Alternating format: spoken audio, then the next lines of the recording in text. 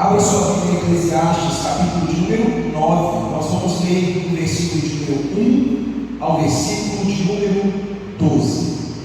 Eclesiastes 9, do versículo 1 ao versículo 12. Assim diz a palavra de Deus: tenho refletido sobre todas estas coisas para chegar à seguinte conclusão: os justos e os sábios, com seus feitos, estão nas mãos de Deus. E se é amor ou se é ódio que está à sua espera, isso ninguém sabe. Ninguém sabe o que vai acontecer. Tudo acontece igualmente com todos. O mesmo acontece com o justo e com o ímpio, com o bom e com o mau, com o puro e com o impuro, com o que oferece sacrifícios e com o que não oferece, com o bom e com o pecador, tanto com o que faz juramentos, como com aquele que tem medo de fazê-los. Este é o mal que há em tudo que se faz debaixo do sol. A mesma coisa acontece com todos. Também o coração das pessoas está cheio de maldade, está cheio de loucura enquanto elas vivem. Depois, rumo aos mortos. Para aquele que está entre os vivos, a esperança. Porque mais vale um cão vivo do que um leão morto. Porque os vivos sabem que vão morrer, mas os mortos não sabem nada e não tem nenhuma recompensa a receber, porque a memória deles já está no esquecimento. Amor, ódio e inveja para eles já não existem mais. Eles estão afastados para sempre de tudo que se faz debaixo do sol. Portanto, vá e coma com alegria o seu pão e beba com prazer o seu vinho, pois Deus já se agradou do que você faz. Que as suas vestes sejam sempre brancas e que nunca falte óleo sobre a sua cabeça. Aproveite a vida com a mulher que você ama todos os dias dessa vida fugaz que Deus lhe deu debaixo do sol, porque esta é a parte que lhe cabe nesta vida pelo trabalho com que você se afadigou debaixo do sol. Tudo o que vier às suas mãos para fazer, faça-o conforme as suas forças, porque na sepultura, que é para onde você vai, não há obra, nem projetos, nem conhecimento, nem sabedoria alguma. Vi ainda debaixo do sol que os mais rápidos nem sempre ganham a corrida, que os mais fortes nem sempre vencem na batalha, que os sábios nem sempre têm pão, que os prudentes nem sempre têm riqueza, que os inteligentes nem sempre são honrados, mas que tudo depende do tempo e do acaso, pois ninguém sabe a sua hora. Assim como os peixes que são apanhados na rede traiçoeira e como os pássaros que são pegos na armadilha, assim também os filhos dos homens se enredam no tempo da calamidade, quando este cai de repente sobre eles. Soberano Deus e eterno Pai, esta é a tua palavra. Nós cremos em cada linha do que aqui está escrito, porque sabemos que esta é a verdade revelada do teu coração para nós. Ensina-nos a viver, e a viver a vida que nos tem dado, graciosamente, ainda que neste mundo mal, para que possamos compreender nesta vida a expectativa que encontramos no Senhor. Não nos deixe cegos pelo que aqui vemos. Não nos deixe cegos pelas realidades que sequer existem, mas pela tua palavra e pelo poder que opera em nós, na nossa mente. Em o nome de Jesus, ensina-nos nessa noite a amar a vida que nos deste hoje. Em o nome de Jesus. Amém. Eu quero fazer rápida recapitulação para você. O pregador de Eclesiastes, ele se comprometeu a fazer, desde o primeiro capítulo até meados do capítulo número 7, uma séria exposição das suas pesquisas de observação ao longo da sua vida. E isso nós estamos ouvindo aqui nas últimas semanas. O pregador, muito sábio, uma figura salomônica, estava pesquisando sobre a vida e sobre as coisas que nela há. Então nós vemos desde o primeiro capítulo este pregador falando sobre a inutilidade das coisas que se fazem na vida. Afinal, riquezas, prazer, dinheiro, conquistas, tudo isso não muda o seu destino.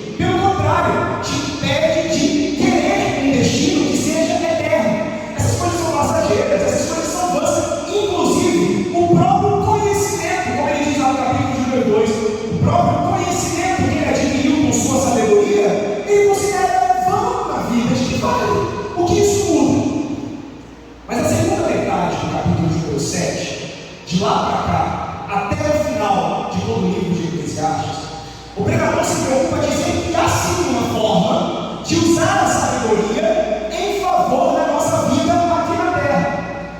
Ele diz então que o princípio da sabedoria, espelhando o que está escrito lá em Provérbios, é o temor a Deus. Aí sim, existe algum sentido em ser sábio, porque nessa sabedoria, quando nós tememos a Deus de todo o coração, nós podemos, ainda que no mundo de vaidades, de vapor, de calamidade, encontrar algum sentido para viver. Na segunda metade do capítulo de número 7 até aqui, então, na semana passada, retrasada, nós temos ouvido sobre a aplicação da sabedoria em coração que teme a Deus. E é curioso a gente observar que o pregador, em toda a narrativa de Eclesiastes, quer deixar uma coisa clara para a gente: a realidade do mundo é dura, o mundo é cruel, o mundo é mau, o mundo é cheio de calamidade. Tem coisa boa, coisa boa. A gente come, bebe, se diverte, sim, tem coisas agradáveis, mas essencialmente o mundo é obscuro, o mundo é obtuso. Essa realidade é cruel e dolorosa. Essa dura realidade que ele vem apresentando para a gente é essa que nós temos olhado com as lentes da graça para compreender o propósito de Deus na nossa vida neste mundo cruel. Mas ainda que essa realidade seja tão criticada pelo pregador, você percebe que em nenhum momento ele quer tirar a gente da realidade.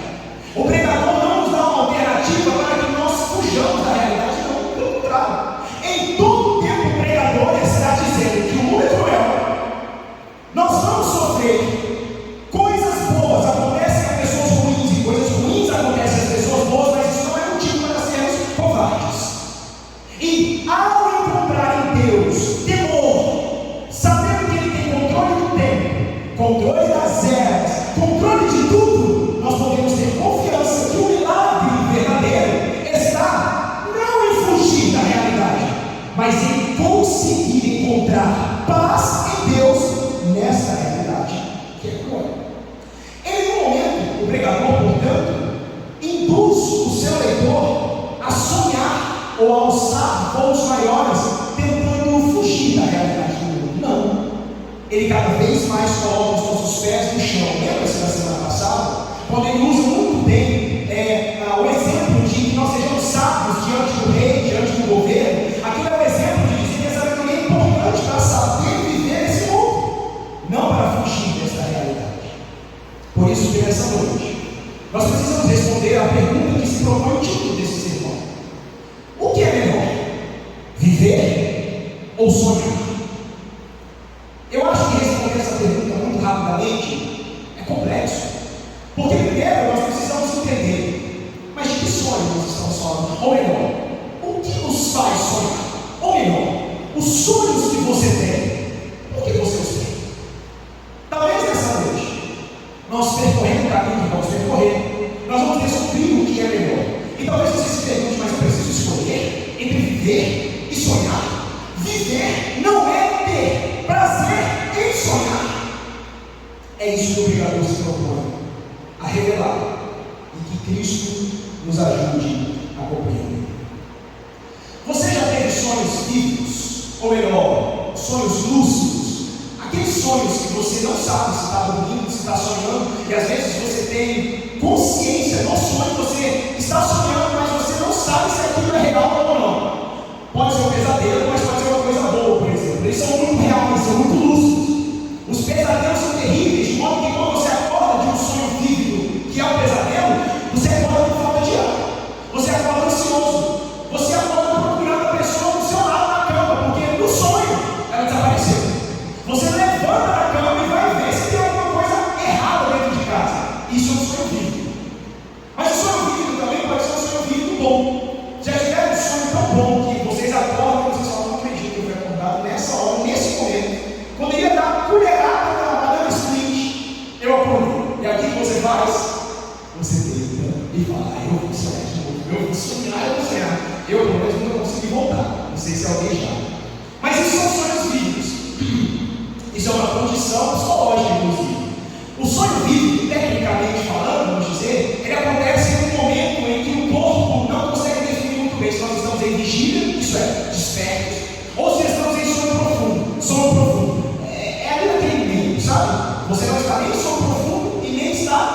totalmente desperto. Ali acontecem esses que a gente chama de sonhos vívidos. Várias coisas podem causar sonhos vívidos. Medicações podem causar sonhos vívidos. Ansiedade pode causar sonhos vívidos. Pressões externas podem causar sonhos vívidos. Na maioria das vezes, o que nos causa os sonhos vívidos são as coisas que estão acontecendo no mundo real. São as coisas que nós estamos fazendo na Terra, aqui na realidade.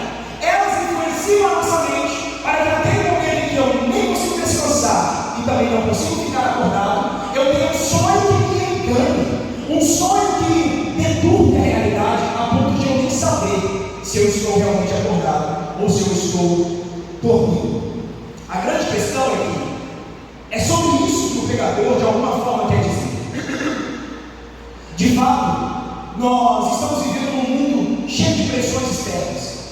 Os nossos próprios fracassos, os nossos próprios sonhos e projetos que não dão certo, a nossa própria ansiedade de chegar em um lugar e eu me perder, ou mesmo as pessoas e o que elas dizem a respeito de nós, ou muitas coisas que nós passamos durante o dia. Essas coisas então produzem em nós um desejo de alterar ou fugir dessa realidade, da realidade que eu me encontro, da realidade que eu não quero viver, eu não quero mais viver assim. Seja em qualquer área da sua vida, isso gera um incômodo. É aí então que a gente começa a pensar em sonhos, em coisas diferentes. Eu já disse para você que Eclesiastes foi escrito, muito provavelmente, em um período próximo ao século III, alguns historiadores dizem, em que os ptolomaicos, o povo egípcio, estava crescendo muito economicamente, mercadologicamente. Eles estavam dominando muitas áreas ali em volta da terra de Israel. De alguma forma, parece que o pregador escreveu tudo o que ele escreveu aqui a respeito da insegurança do futuro, justamente porque talvez os judeus, os israelitas, estivessem sendo estimulados a terem sonhos de uma realidade que eles não saberiam se chegaria. Qual é a realidade? A dos ptolomaicos, de ser ricos, de serem produtivos, de construírem grandes edificações, assim como aquele povo estava fazendo. Ou seja, eles estavam tão insatisfeitos com a realidade deles, que eles olhavam para a realidade do outro povo e começavam a sonhar por algo que eles sequer sabiam se poderia acontecer. Porque olha, se tudo está no controle das mãos de Deus, vale a pena sonhar por algo que vai tirar a minha força, o meu tempo e o meu sono, baseado em não saber se vai dar certo. Mas você me pergunta, Rafael, então nós não vamos sonhar? Então eu não posso mais sonhar, eu não posso ter sonhos? Na verdade, não é isso que eu estou dizendo. O que eu estou dizendo é, depende de onde a sua vida está e onde o seu coração se encontra.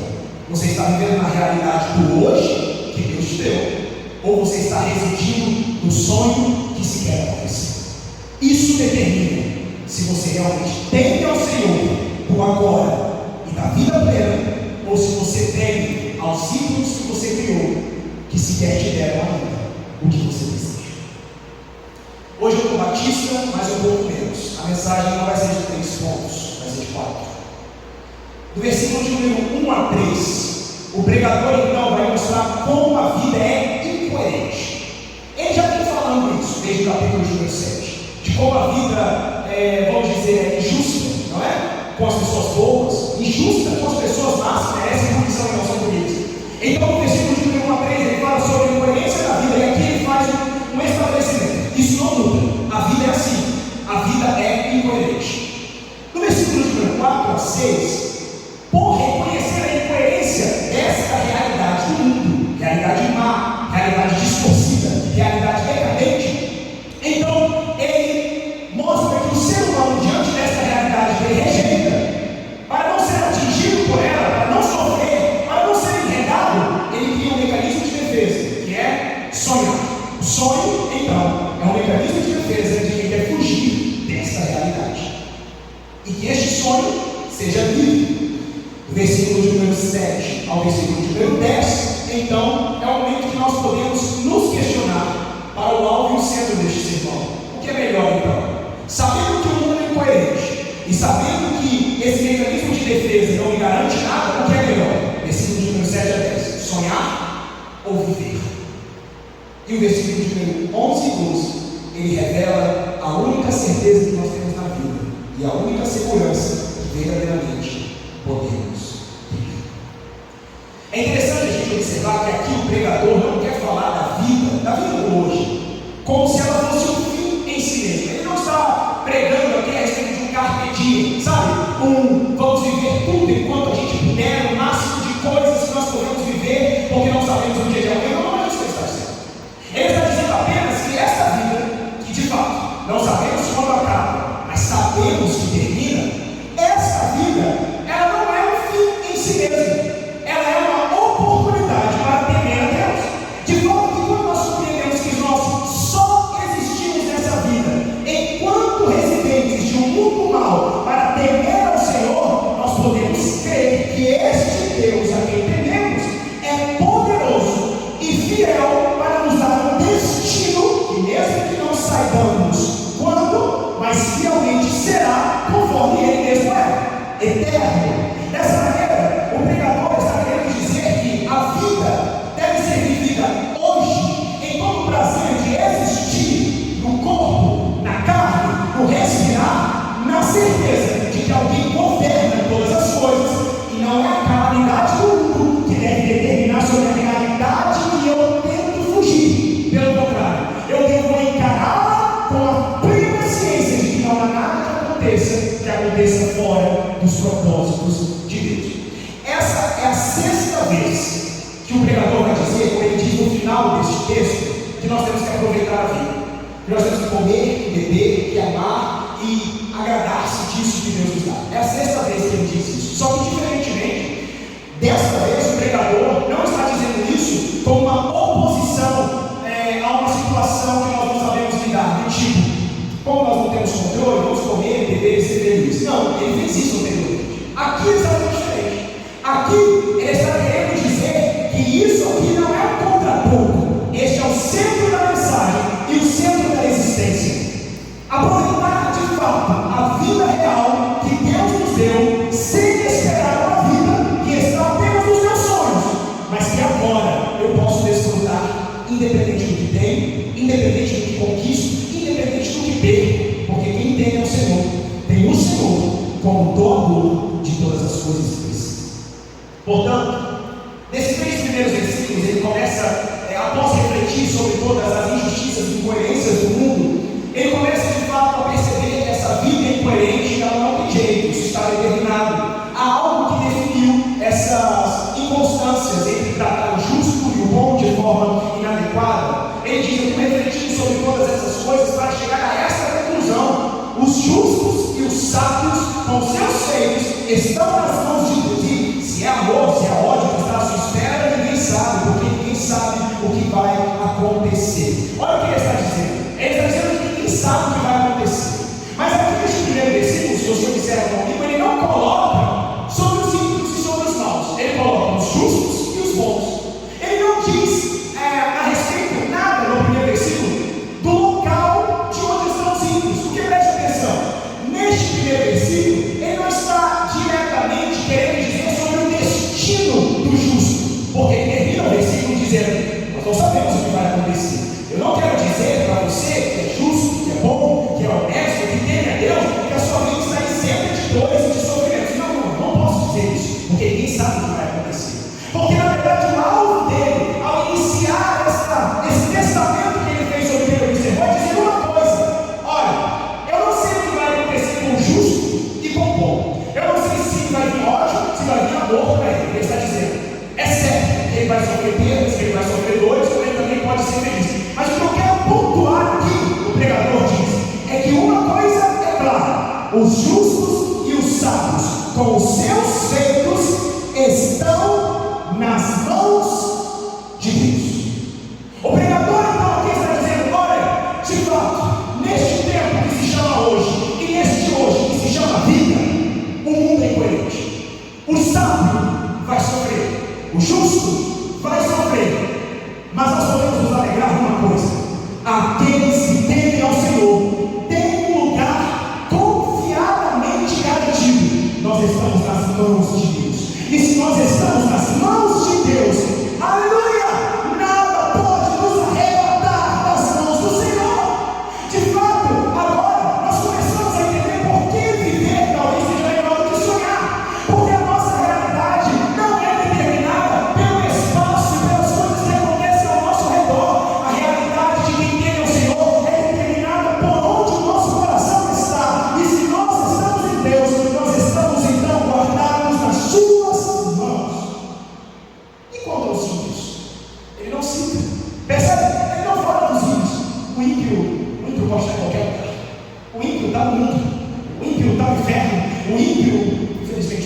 seja, o ímpio está dentro dele mesmo, procurando sonhos e projetos que o distanciam de Deus debaixo do sol. Mas o justo, que está nas mãos de Deus, ele encontrou segurança. Ele pode não saber o que vai acontecer amanhã, mas independente do que vier a acontecer, nada poderá violar a segurança da vida plena que Deus concede a quem o teme. Viver, portanto, cada dia conforme Deus escreveu é melhor do que tentar fugir da realidade. Por quê? Se nós tentarmos fugir da realidade de hoje, nós podemos comprometer o nosso local de segurança, porque eu não sei se o futuro que eu tenho sonhado viver é o futuro onde eu estou nas mãos de Deus, mas no hoje, no agora, enquanto eu temo ao Senhor, eu estou guardado pelas suas mãos. Evangelho de João, versículo número 6, capítulo número 6, versículo número 39, Jesus vai dizer que a vontade de quem me enviou é essa, que eu não perca nenhum dos que ele me deu. Capítulo 17, que ele me deu. Capítulo 17, versículo número 12. Quando eu estava com eles, guardava-os no teu nome, pois tu me deste e eu os protegi, e nenhum deles se perdeu.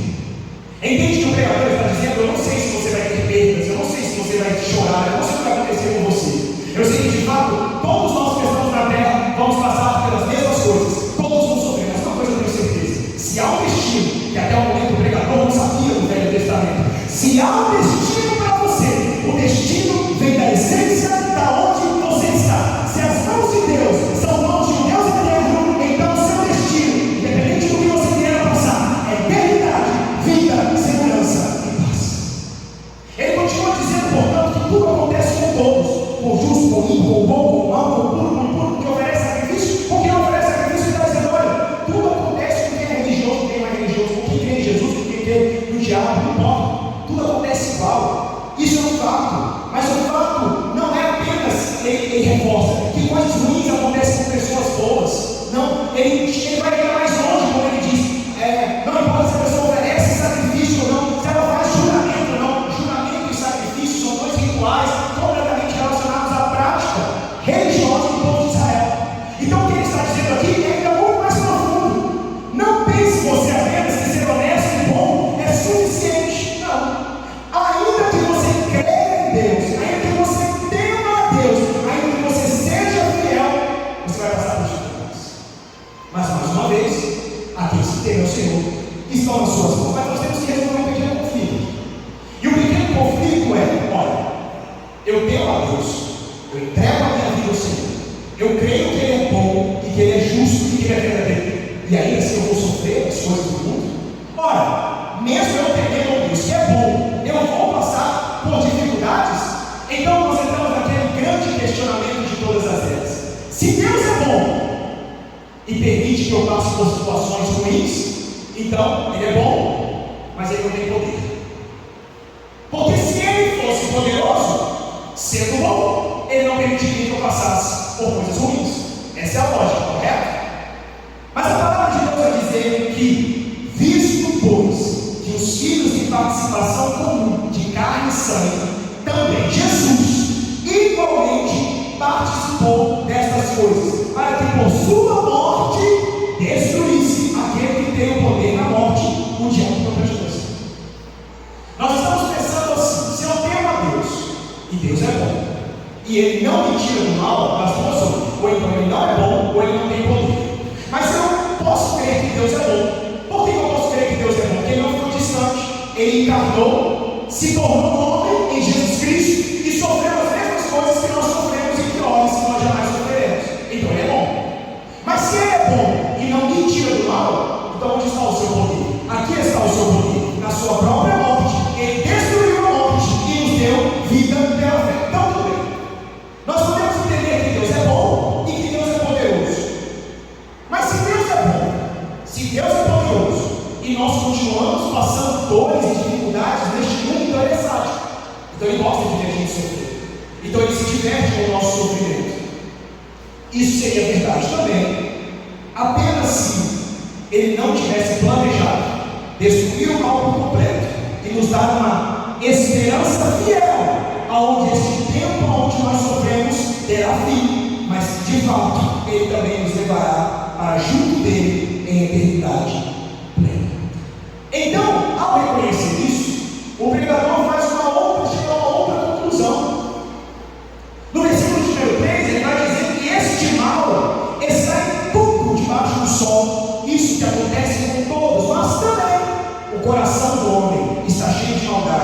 cheio de louvor. Aqui o pregador reconhece que a maldade e a calamidade no mundo, na vida que nós vivemos, não é porque Deus é mau, não é porque Deus nos odeia, não, é porque o homem mesmo é aquele que abandonou a vontade de Deus desde o jardim e continua querendo viver a sua vida e os seus sonhos do seu jeito, colocando em risco a sua segurança que deveria estar nas mãos de Deus.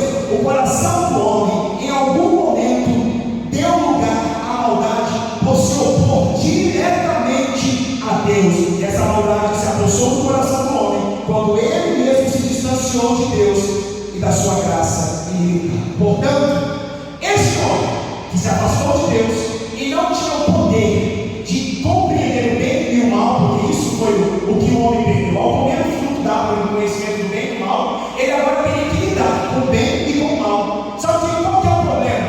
Nenhum de nós aqui sabemos lidar com o que é bom e com o que é mal. Quando a gente encontra o que é mal, se a gente não tiver estrutura espiritual, a gente se afunda na maldade.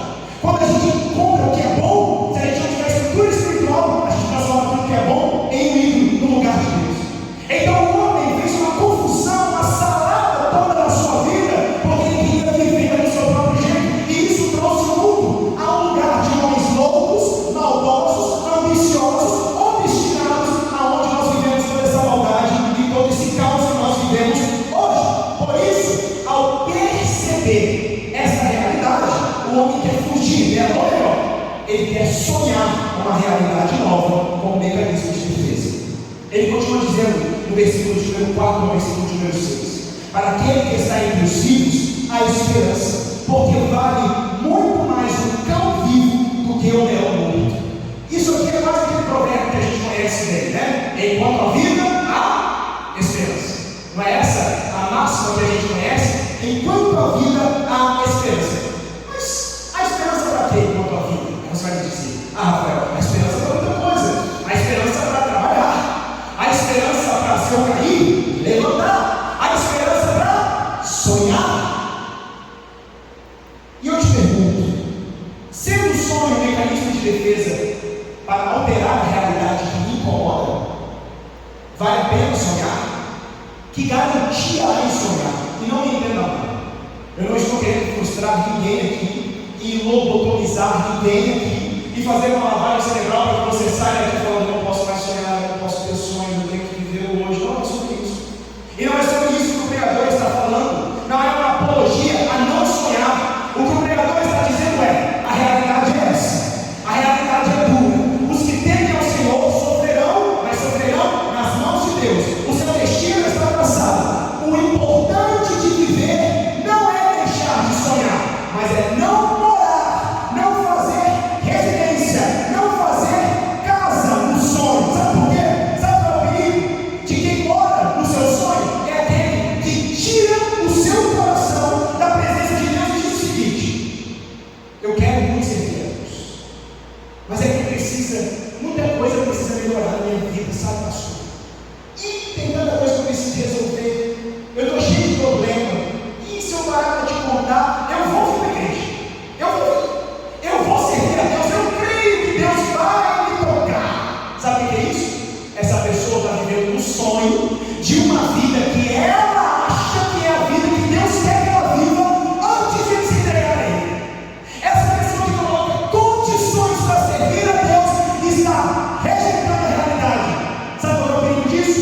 Quem rejeita a realidade está dizendo que Deus não está no controle do hoje. Quem rejeita os tempos difíceis que tem que encarar está se tornando um covarde. Enquanto Deus depende, enquanto Deus existe, nós dependamos dele, pede uma coisa só de nós: seja forte e corajoso, porque aquele que é covarde vai fugir da realidade. Mas Jesus Cristo nos disse: Pai, eu não peço que os tire do mundo, mas que os proteja do mal. Como você vai se sentir protegido pelas mãos de Deus se você não encarar a realidade e dizer: hoje eu sirvo a Deus, independente das decisões que eu tenho que fazer, porque eu estou nas mãos do Senhor e não serei desamparado.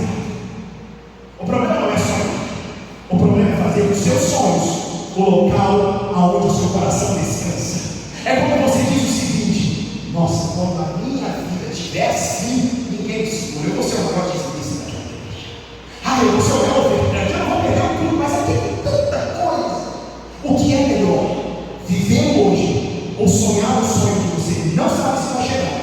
e o seu coração sequer está seguro nas mãos de Deus. O pregador tenta explicar aqui, quando ele diz que para quem que está vivo ainda a esperança, porque mais vale um cão vivo que um leão morto. Eu te explico. O cão, o cachorro, ele era um animal considerado muito impuro para os judeus, para os israelitas. Se você estava nas nossas exposições de Paulo aos Filipenses, você se lembra que Paulo vai chamar os falsos profetas que estavam pregando o evangelho por inveja, enquanto ele estava preso em Roma, de cães. Ele vai chamar os falsos mestres da lei de cães. Por quê? Para o judeu, o cachorro é um animal ritualmente impuro, porque os povos ao redor de Israel, historicamente, não só serviam a Deus em sua imagem de cachorro, mas como eles faziam sacrifícios de cachorro, comiam carne de cachorro. Então eles eram considerados animais impuros. Então, assim a gente entende a gravidade do que o pregador está dizendo aqui. Ele diz que é melhor, vale mais um cão vivo, isso é um judeu falando isso. Então você entende a profundidade? Vale mais um cão vivo do que um leão. Quem é o leão da tribo de Judá? Jesus. O leão é aquele que ruge. Lá em Amós a palavra vai dizer: ruge o leão, quem não temerá? Ruge o Senhor, quem não obedecerá? O leão, imagem de imponência, imagem de salvação. Mas o cachorro, imagem de desprezo. Mas sabe o que o pregador está dizendo aqui? É muito melhor você estar vivo hoje, sendo desprezado, sendo humilhado, mas tendo a oportunidade de reconhecer que você é um cão miserável e impuro, e aí na misericórdia de Deus você ser cuidado e tratado por Ele, do que você passar a vida inteira querendo se tornar um leão imponente, conquistador dos seus sonhos, morrer distante da graça e da glória de Deus. Porque se você morrer, acabou, chega, é o fim, não tem mais saída para você. No tempo que se chama hoje, na vida que se chama agora, por mais difícil que seja e por menor controle que nós temos uma chance enorme de fazer com que a nossa vida repouse nas mãos de Deus e Ele nos conduza em vitória. Uma coisa, meu irmão, é saber que você vai morrer. Outra coisa é você não ter qualquer esperança. Então, o que o pregador está dizendo é: porque os vivos sabem que vão morrer, mas os mortos não sabem nada. Eles não têm nenhuma recompensa para receber. A memória deles já é de esquecimento. Amor, ódio, inveja para eles já não existem mais. Eles estão afastados para sempre de tudo que se faz debaixo do sol. O mundo é incoerente, mas nós podemos, ao temer a Deus, ter coragem de enfrentar dia após dia, na certeza de que ainda temos uma oportunidade de encontrar no Senhor santa esperança e segurança nas suas mãos. Hebreus 9, 27 e 28 vai dizer: e assim como aos homens está ordenado morrer uma só vez, vindo depois disso o juízo, assim também Cristo, tendo se oferecido de uma vez por todas para tirar os pecados de muitos, aparecerá de uma segunda vez, não para tirar os pecados, mas para salvar aqueles que esperam por Ele. O pregador, a essa altura, não tinha consciência de que viria um Cristo, que daria essa esperança de quem está nas mãos de Deus, ao confessar em Cristo, a receber também a plenitude da salvação. Mas o que eu quero que você perceba aqui é que você pode fazer planos e sonhos e tirar o Senhor dos seus sonhos e dos seus planos.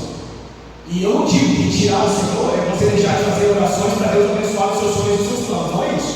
Porque eu sei que nós fazemos sonhos e planos, e a primeira coisa que a gente faz é: meu Deus, Papai do Senhor Jesus, abençoa isso em nome de Jesus. Isso não quer dizer que Deus está nos planos, isso quer dizer que você quer viver a vida que você está planejando, e não a vida que Deus tem te dado.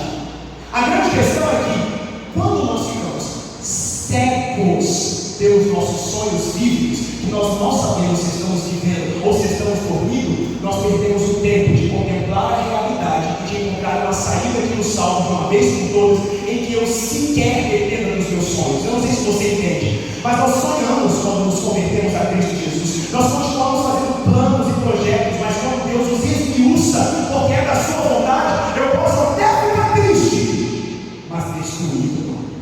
Eu posso até ficar por um tempo desanimado, mas desamparado jamais, porque os meus sonhos não definem mais o lugar onde meu coração encontra força.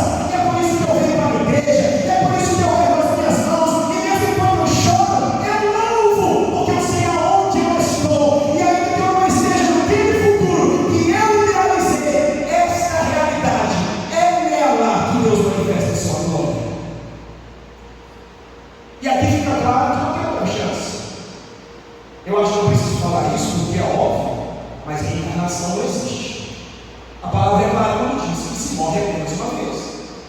se alguém tem a expectativa de reencarnação, que eu acredito que nenhum de nós tem, eu talvez precise dizer para você que, sabendo que não existe reencarnação, você precisa também saber que morreu. Não tem purgatório, não tem meio termo, não tem a última chance, né, que Deus dá depois que eu morrer, que Ele tem de nós, né? Não existe isso, porque Deus, que nem o seu próprio Filho poupou, antes o entregou. Você acha mesmo que nós, pecadores, merecedores da morte do inferno, Deus vai ter pena da gente se Ele não poupou nem o próprio Filho, justamente para que nesta vida eu encontrasse esperança? Desiste. É neste hoje que eu te digo, é melhor viver do que sonhar. É melhor viver a vida que Deus nos dá do que nos prendermos a uma realidade que nos cega para o futuro que está reservado para quem não está nas mãos de Deus. Salmo 115, 17 e 18. Os mortos não louvam ao Senhor, nem os que descem a região do silêncio podem fazer isso. Ouça, nós, porém, Davi, antes de Cristo, muito antes, olha o que ele diz com revelação do Espírito: nós, porém, bendiremos o Senhor desde agora e para sempre. O povo não tinha ideia de ressurreição, como nós temos hoje com Cristo, ressurreição do corpo, vida eterna. Não. Eles imaginavam que ao morrer a alma volta para Deus e se eterniza em Deus. De que forma? Consciente, inconsciente, ninguém sabia. Mas ainda assim Davi já havia profetizado: nós bendiremos o Senhor desde agora e para sempre. Ele diz: quando Deus nos abençoar, ele diz: quando Deus abrir a porta, eu vou louvar o Senhor. Não, desde agora. Quem tem consciência da graça abre mão de toda a cegueira do mundo, de toda a realidade pecaminosa e declara: eu bendirei o Senhor agora e para sempre. É nessa vida, é no hoje, é no existir, é no respirar, é agora. Essa manhã alguém chegou perto de mim e falou bem assim o seguinte: no culto de quarto eu vou vir aqui e Deus vai me tocar. Eu falei: não vai não, mas não vai mesmo, porque o que Deus quer fazer Ele faz agora. Eu estava me escandalhando de pregar o Evangelho hoje de manhã, e você me disse que você está esperando o culto de quarta-feira. Eu me senti primariamente ofendido, bateu na minha verdade, e segundamente, você está desprezando o Evangelho do agora. Não sou eu que digo, não, 2 Coríntios 6, 2. No tempo aceitável escutei você, e no dia da salvação eu socorri. Aí o apóstolo Paulo explica esse texto na era de Cristo. Eis agora o tempo oportuno, eis agora o dia da salvação. É mole, irmão?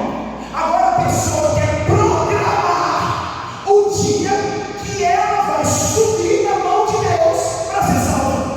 O Evangelho está sendo pregado hoje, o Evangelho está sendo pregado agora, para que você viva o dia de hoje, para que você experimente as graças de Deus agora e seja retirado de um sonho vívido, de um sonho falacioso, de um sonho que te afasta da presença de Deus só para te matar. Satanás quer que você sonhe, Satanás não quer que você fracasse, Satanás quer que você conquiste, porque quanto mais você sonhar, mais você vai acreditar que aquela realidade é a realidade gloriosa que Deus te preparou, não é? A realidade gloriosa que Deus te preparou é o dia chamado hoje. Aleluia! Eu estou aqui com os meus irmãos no templo.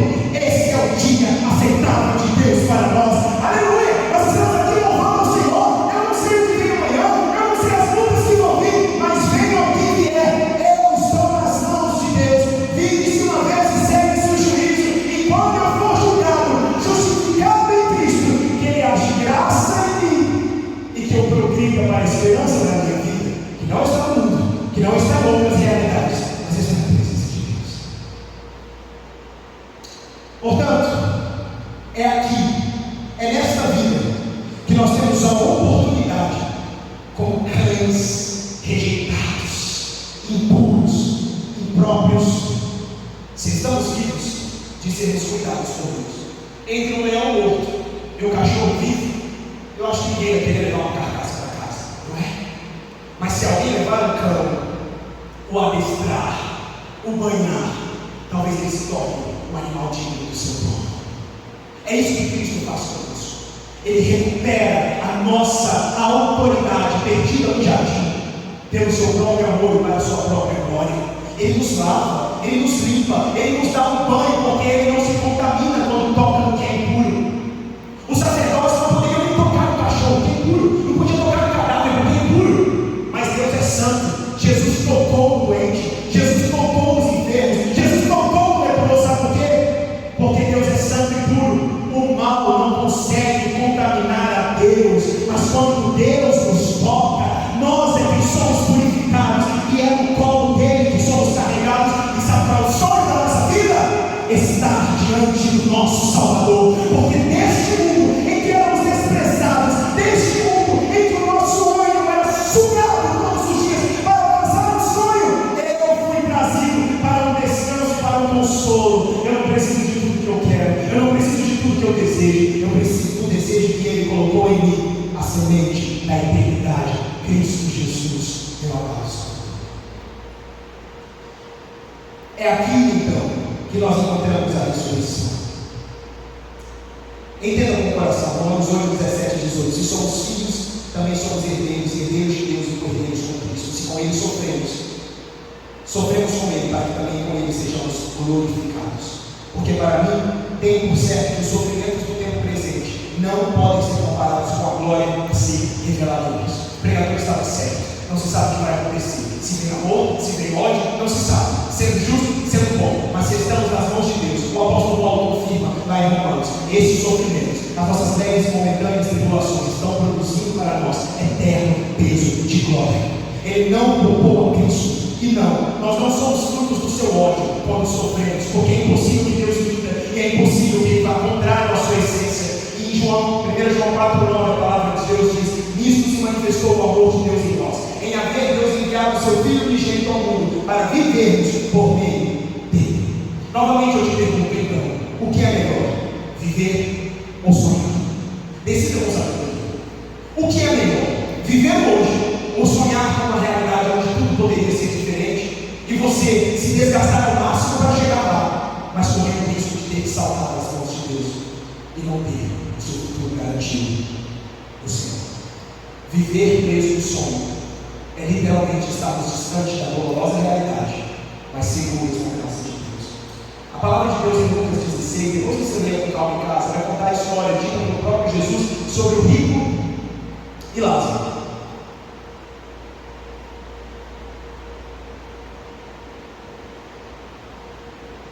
E só um parênteses, a gente não sabe bem se essa história, se é uma história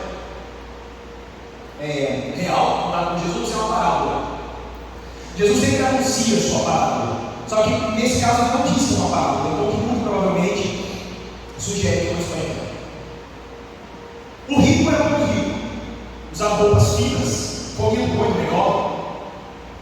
Lázaro era um pobre, cheio de feridas, pedinte. Ele ficava esperando as migalhas do rico para ele comer alguma coisa. Aconteceu que Lázaro morreu e ele foi levado junto a Abraão para o céu. Aconteceu também que o rico morreu, só que o rico foi para o inferno. Então o rico, lá no inferno, no meio de muitas labaredas contra Jesus Cristo, ele diz: Lázaro, por favor, olha o pão da ponta dos seus dedos em água e toque aqui na minha língua. Estou sendo consumido por esse fogo. E Abraão diz: não é possível fazer isso. Me desculpe, não é possível. Em primeiro lugar, nós estamos em dimensões diferentes. Nem você pode vir para cá, e nem Lázaro pode ir para cá. Essa é a primeira coisa. Ou você está nas mãos de Deus, ou você está no sonho que você construiu. Essas dimensões não se misturam. E se você acha que ao pedir a Deus que abençoe o sonho que você espera que faça da sua vida aceitável lá na frente, é algo coroado por Deus, me desculpe, você está enganado. Porque essas realidades não se misturam. Então Abraão diz o seguinte também. Olha, é o seguinte: Lázaro sofreu muito, ele era doente, ele era pedinte, passou por dificuldades extremas. Agora você percebe que ele está aqui no céu recebendo o consolo de Deus. Mas você, homem rico, você recebeu todo o seu consolo na sua vida. Você tinha tudo o que você queria. Então a justiça foi feita. Ele diz o seguinte: tudo bem. Então, pai Abraão, Você pode pelo menos mandar Lázaro ir lá na minha casa, eu tenho 5 parentes, para ele falar disso, para que os meus parentes não venham para cá para o inferno. Aí o pai Abraão falou: mas os seus parentes têm Moisés e os profetas. Ele disse: não, mas se Lázaro falar com eles, eles vão acreditar. E Abraão, o pai Abraão disse: ora, se eles não acreditam em Moisés e nos profetas, eles vão acreditar no homem morto. O rico viveu a realidade dos seus sonhos. Ele não olhava em volta e via que havia dor e sofrimento no mundo e que havia quem queria pelo menos as migalhas dele. Ele não estava a par da maldade do mundo e queria evitar o sofrimento, vivendo o sonho da sua realidade. Porém, quem vive o sonho da sua realidade na terra está fazendo dessa vida a sua própria recompensa e está mandando uma mensagem para Deus: você não quer temer a Deus, você quer temer o seu sonho e o seu futuro. Então você já tem a sua recompensa e não precisa de pagar isso. Mas se nós tememos a Deus, sabemos que ainda assim passaremos por dificuldades. Louvado seja Deus por cada sofrimento, porque seremos eternamente consolados por Ele. Eu não sei o que precisa para você ouvir nessa noite. Os judeus tinham Moisés e os profetas, e nós temos Cristo o Salvador. Você acha mesmo que depois que a sua vida acabar, que você se tornar um leão morto, que se desgastou para manter a sua pompa e a sua juba esvoaçante, você acha mesmo que vai ter saída? A vida inteira, Jesus Cristo estava te dando sinais de que você precisava estar nas mãos dele, e você recusou. Por isso, o que nós precisamos aprender? Viva a vida que Deus te dá. O dia de hoje é a vida que Deus te dá. A vida que Deus quer te dar não é: irmão, Deus vai fazer grandes coisas na sua vida. Deus já fez grandes coisas. Por isso que eu peço para você sempre ler o Salmo ou o texto de abertura depois que o culto termina na sua casa. Você está lembrando do Salmo número 126? Você está lembrando que nós lemos do Salmo número 126? O Senhor fez grandes coisas por nós, por isso estamos alegres. O Senhor não vai fazer, o Senhor já fez. Enquanto aqueles que caminham chorando e plantando, eles serão agraciados e colherão. Eles choram, cantam, louvam, porque sabem que no tempo de Deus, Deus fará o que existe para fazer. O seu sonho não determina, mas é o que Deus sonhou, é o que Deus determinou. Porque nós, então, quando cremos que Deus está fazendo grandes coisas, no dia que está tribulado, mas Deus sempre para almoçar, toma um copo de água fresca e diz: obrigado, Senhor, por este copo de água fresca. E a cabeça está explodindo, é muito problema, mas eu tive esse tempo para respirar. Nós vamos dizer, como o salmista diz no Salmo número 126, nós estamos como quem sonha. Você não precisa esperar viver quando o seu sonho se concretizar. Sonhe o que Deus está fazendo você viver agora, porque essa vida de agora é a vida que Deus dá.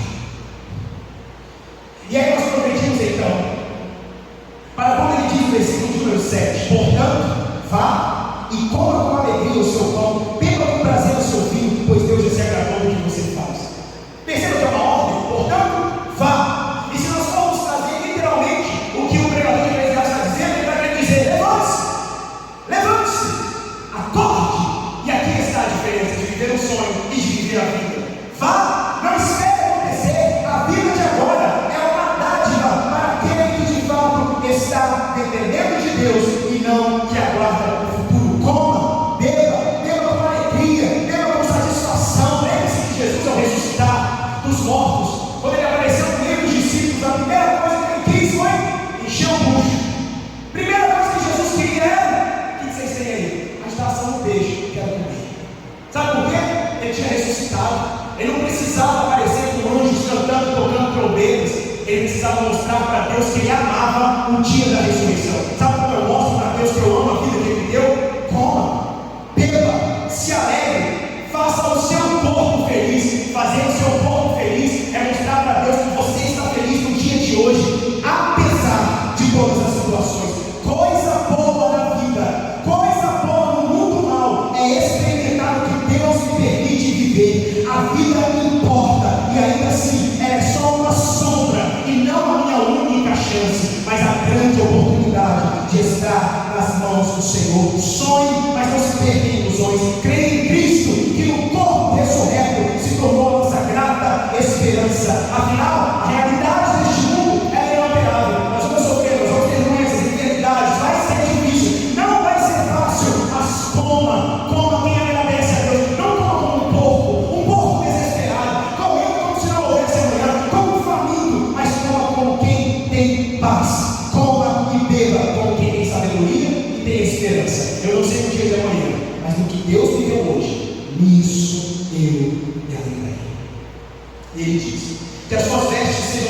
brancas, nunca falte óleo sobre a sua cabeça.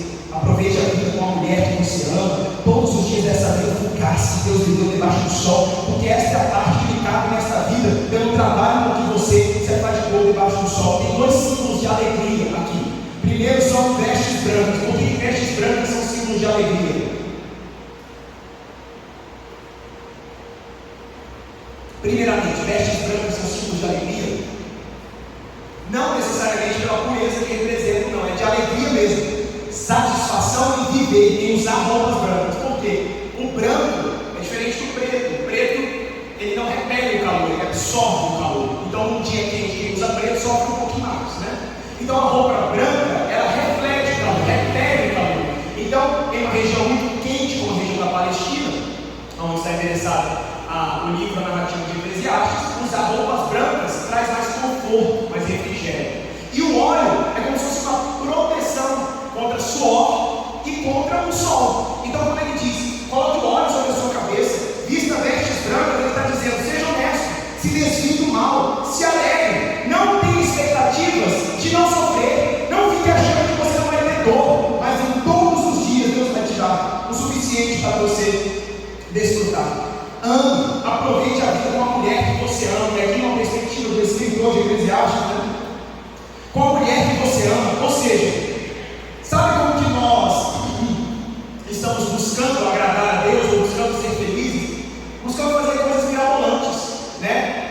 Não, Deus, olha, se o Senhor me abençoar naquela questão, naquele negócio, só eu sei aqui, mas você acompanha, os pratos fechados. Se o Senhor me abençoar, eu prometo, eu não perco mais um culto. Isso aí, você pode ficar tranquilo. Não deixa ler a Bíblia mais um dia. A gente faz coisas excessivas, quando na verdade Deus quer ver se nós o amamos. Se no dia da adversidade eu faço o mínimo que Ele me criou para fazer: amar a minha esposa, ou no caso da mulher, o seu marido, comer, beber e se alegrar.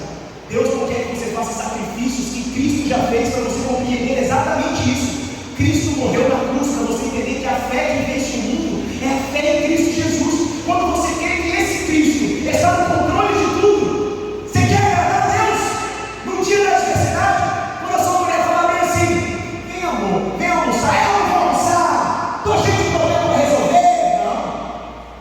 Você fala: vou comer, vou beber, vou dar um beijão na minha esposa, um abração na minha esposa, e aí depois o resto você se defina. Mas eu vou fazer o mínimo, o que Deus me criou para fazer originalmente. Deus criou a mulher para quê, meu irmão? Comer, beber e namorar, e cuidar do mundo. E nós estamos querendo sonhos que sequer estão nos planos originais de Deus para nós. Sabe qual é o maior milagre? No dia da maior adversidade, falar: Espírito Santo, não me deixe perder o apetite. Eu quero ser grato pela comida que está na mesa, eu quero ser grato pela bebida que está na mesa, eu quero ser grato pela minha esposa, pelo meu marido, pelos meus filhos. Eu quero te agradar dizendo: eu amo viver, e eu amo viver no dia de hoje, porque viver no dia de hoje é saber, eu não tenho bom problema amanhã, mas eu continuo nas suas mãos, eu continuo na concha das suas mãos, ninguém me dá para terras. É aqui então que o crente fiel é grato pela graça de Deus. E ele segue dizendo, para concluir esta parte: tudo que vier às suas mãos para fazer, faça conforme as suas forças, porque na sepultura, que é para onde você vai, não há obra, nem projetos, nem conhecimento, nem sabedoria alguma. Aproveite a vida, aproveite a vida, mas não é aproveitar a vida, curtir a vida doidado, não. Aproveite as suas oportunidades de viver, não despreze a vida, pois a vida acaba.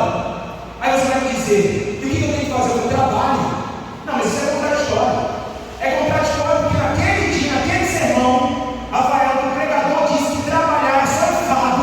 Eu me apeguei aquilo e falei: não quero mais trabalhar. Trabalhar é só canseiro? Trabalhar é só canseiro. Estudar não é só enfado. O conhecimento não é só bom. O pregador que disse, capítulo número 1. É enfado buscar conhecimento, sabedoria, trabalhar. Tudo isso é enfado. Se o meu trabalho, a minha busca por conhecimento, é para alcançar um sonho diferente da vida que eu já tenho. Se na vida que você tem hoje, você é grato a Deus, trabalhe. Não trabalhe pelo pão de amanhã, trabalhe pela graça que Deus te deu hoje. O seu trabalho não é seu trabalho é fruto de quem entendeu que o seu corpo, a sua alma, existe para Deus. Portanto, em tudo que vivo, em tudo que faço, farei para a glória de Deus no dia chamado hoje, porque eu amo a vida agora. A vida no agora é o limite que Deus me dá de ter relacionamento fiel e verdadeiro com Ele. Aí o Evangelho se torna mensagem. Aí o seu testemunho se torna Evangelho. E aí a sua vida se torna inspiração para a salvação das pessoas que estão cansando de tanto trabalhar, cansando de tanto buscar e não encontram satisfação em nada. Mas quem vive para o Senhor, quem vive para o Senhor, trabalha, estuda e as coisas naturalmente acontecem como se não esperássemos, mas porque Deus se agrada daquilo que fazemos por amar viver e viver o dia de hoje para Deus. Por fim, o pregador então, ao determinar que sim, é melhor viver do que sonhar, é melhor viver o agora e encontrar Deus e o seu temor cuidando de mim. Ele diz qual é a nossa única certeza. Vi ainda debaixo do sol que os mais rápidos nem sempre ganham a corrida. É como se ele estivesse dizendo de que vale a pena então querer correr tanto, querer ser tão ágil. Que os mais fortes nem sempre vencem a batalha, que os sábios nem sempre têm pão, que os prudentes nem sempre têm riqueza, os inteligentes nem sempre são honrados, mas que tudo depende do tempo e do acaso. O pregador está dizendo uma coisa: isso tem garantia de nada. Eu vi uma postagem esses dias, eu sigo umas blogueiras que ficam passeando em restaurantes aí por São Paulo, e aí meu hobby é ficar vendo essas blogueiras. E aí, elas compraram uma casa, até citei aqui um dia, milionária, uma casa milionária, enorme, que eu botei uma outra mensagem que a gente ficou pensando: meu Deus, quantos empregados nessa casa, lembra da cobra? Só que tinha um comentário nessa postagem interessante. O comentário era de uma mulher que assim: vou virar blogueiro para visitar restaurante, para postar na internet também. Eu sou formado em química, tenho pós-graduação, mestrado e doutorado, e não estou ganhando nem 2 salários mínimos. É mais ou menos o que o pregador está dizendo. Nada é garantia de nada. A pessoa ficou revoltada porque outra pessoa alcançou o sonho dela fazendo algo diferente do que ela fez. Todo mundo cego por aquilo que vai levá-los para o mesmo lugar, distante das coisas que se afadigam debaixo do sol, e também distante da graça de Deus. Nós todos debaixo do sol estamos para viver o dia de hoje conforme o propósito de Deus. Anima-te, alegra-te, sejam quais forem as suas limitações, nessas limitações diga: louvado seja Deus pela graça que me deu, porque meu trabalho não é garantia, minha inteligência não é garantia, meu dinheiro não é garantia. Se há uma garantia que nós temos na vida, se há uma certeza que nós temos na vida, é: se nós estamos nas mãos do Senhor e tememos o seu nome, está garantido para nós todo consolo, toda satisfação e toda eternidade de vida, quando Ele provosamente nos levar. João 10, 28 e 29 diz: eu lhes dou a vida eterna, vocês jamais perecerão, ninguém os arrebatará das minhas mãos. Aquilo que meu Pai me deu é maior do que tudo, e da mão do meu Pai ninguém pode arrebatar nada. Isso que o pregador chama de acaso, o mais rápido, o mais inteligente, o mais forte, quem sempre vence, quem sempre ganha, porque as coisas dependem do tempo e do acaso. Isso que ele chama de acaso é justamente o controle de Deus sobre todas as coisas. Ou seja, quem pode conhecer a mente de Deus? Quem pode aconselhar o Senhor? O pregador está dizendo: o acaso, o que nós chamamos de acaso, o que nós chamamos de imprevisibilidade, é o controle de Deus soberano sobre todas as coisas, e Ele não pode se negar, porque mesmo as coisas más, as coisas ruins do mundo estão sob o controle de Deus. O mal, o inferno, as trevas são o reino parasita, o reino grande do Senhor.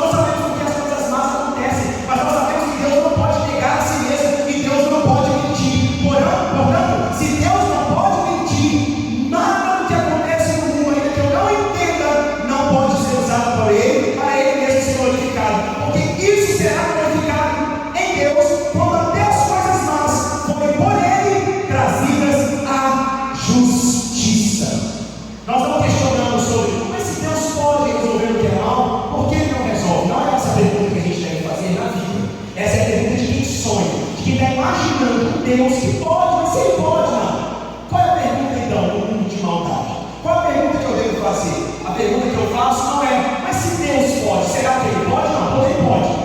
A pergunta é, quando Ele vai fazer? Porque se Ele não pode mentir, e não pode negar quem Ele é, e Deus é amor, 1 João 4,10, se Ele não mente, e Ele é amor, em algum momento, Ele em justiça restaurará todas as coisas. Nenhum mal e nenhuma dor será desperdiçado. Assim, Ele termina dizendo, ninguém sabe a sua hora, versículo 12. Assim como os peixes que são apanhados na rede traiçoeira, e como os pássaros que são pegos na armadilha, assim também os filhos dos homens se enredam no tempo da calamidade, quando este cai de repente sobre eles. A vida tem limites, a vida vai acabar. Se você não pensou nisso ainda hoje, eu vou dizer para você, você vai morrer um dia. Eu vou repetir, você vai morrer um dia. A sua vida vai acabar. E eu te pergunto, você sabe para onde você vai? Para que você responda essa pergunta, você precisa responder outra. A do versículo 21. Você sabe aonde você está agora? Você está nas mãos de Deus, porque se você está nas mãos de Deus, você está vivendo a vida real, a vida do agora, desfrutando cada suspiro, cada dificuldade e cada prazer. Mas se o seu coração estiver nos sonhos que você plantou, ou numa realidade que você julga que seria melhor, nos sonhos vívidos que nós imaginamos, talvez você esteja rendido à sua própria vontade. E a nossa vontade está em conflito com a vontade de Deus, porque Deus quer nos salvar e nós queremos sobreviver. Mas quando Deus nos salva, a nossa vida se torna plena em Cristo Jesus, e esta é a resposta para as nossas questões. A vida tem limites. Uma vida plena no mundo decadente não combina com uma vida plena na eternidade, porque essa é a estrutura da salvação de Deus. Sermos eternos e plenos na glória dele, quando ele restaurar todas as coisas por completo. Mas se você estiver buscando realizar os seus sonhos aqui e viver por eles, você tem feito a sua decisão. Rejeitar, portanto, os presentes diários de Deus, comer, beber, amar, ser feliz, é desonrar a Deus. Não aproveitar isso é viver num futuro que não existe. Por isso, alegre-se hoje. Cada dia pode ser o último. Sim, pode ser o último. Mas não viva como se fosse o último. Viva como se quem está nas mãos de Deus não pode estar em outro lugar para sempre. Portanto, viva como se Deus soubesse de tudo. E não tema se você for. Porque nas mãos de Deus há a condução para o caminho da salvação. Em Cristo, a nossa esperança está acima do mundo. Por isso, em Cristo, aproveitamos com satisfação o que Deus nos deu. Como diz em 1 Coríntios 10, 31, portanto, quer comais, quer bebeis, quer façais qualquer outra coisa, tudo que fizerem, façam para a glória de Deus. Eu te pergunto mais uma última vez: o que vale mais? Viver ou sonhar? Eu posso te dizer que sonhar talvez seja mais agradável na terra, e viver seja mais difícil na terra. Mas seja forte e corajoso, porque enquanto nós passarmos por agruras dessa terra, o viver difícil se tornará descanso pleno e satisfação eterna em Cristo. Por isso que depende de fé. Se dependesse de nós, sim, nós preferiríamos realizar os nossos sonhos. Mas eu te digo que a sabedoria de Cristo nos faz querer enxergar não o futuro, mas enxergar onde nós estamos agora. Reorganize os sonhos do seu coração e viva pela maravilhosa graça de Cristo hoje. Ao chegar em casa, tome um banho. Ao chegar em casa, ao trocar de roupa, ao deitar na cama, alegre-se. Independente do que você tem passado, alegre-se no hoje, porque é neste hoje, é a única forma que você tem de saber aonde você está. E se nós estamos nas mãos de Deus, ainda que desprezados pelos homens, nós podemos ser cuidados pelo Senhor. E como o apóstolo Paulo vai dizer em Filipenses, porque para mim o viver é Cristo e o morrer lucro. Enquanto uns querem lucrar na vida, porque de fato não consideram Cristo a sua vida plena, estes já terão, como rico na história de Rico e Lázaro, feito a sua decisão. E você, prefere sonhar ou quer ser corajosamente levado a viver a vida de Deus, para que tudo que fizer, para a glória dele faça? Curva sua cabeça. Pai Santo e bendito, quantos sonhos borbulham em nosso coração. Nós sabemos que os nossos projetos não são pecaminosos apenas quando nós julgamos que eles são o início da vida que o Senhor já está concedendo hoje, olha. Porque se eu espero os meus sonhos para começar a viver, para começar a servir, para começar a viver, então eu estou dizendo que a vida que vivo hoje não foi o Senhor que deu. Ela é de fato um acaso. E isso desonra.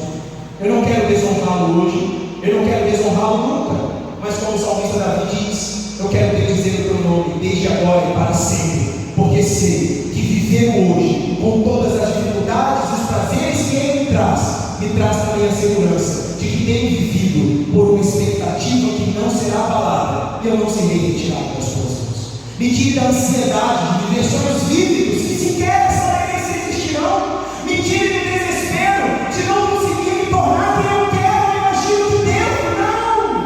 Eu não quero empenhar meus esforços nisso.